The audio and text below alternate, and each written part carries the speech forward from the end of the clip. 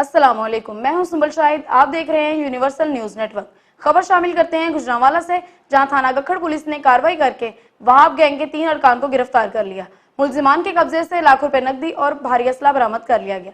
इस हवाले से बात करते हैं अपने नुमाइंदा अली शेर मजीद से। जी अली शेर, मुलजिमान से मजीद क्या बरामद हुआ और पुलिस का क्या कहना है, तफसीलात से आगाह कीजिएगा। जी बिल्कुल, थाना गखड़ मंडी पुलिस ने कार्रवाई करते हुए वहाब उर्फ वहाबुड केस गैंग के 3 अरकान को गिरफ्तार किया है। मुलजमान के कब्जे से लाखों रुपए नकदी, पिस्टल और जो मुलजमान ने लूटा हुआ सामान था वो भी बरामद कर लिया गया है। जो अब ऑपरेशन किया गया है वो एसपी सदर वसीम डार के जेर क़यादत किया गया है।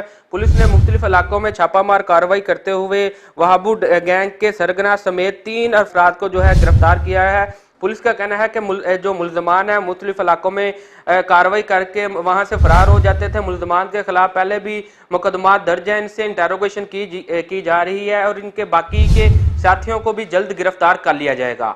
जी शुक्रिया अली शेर, तफसीलात से आगाह करने के लिए।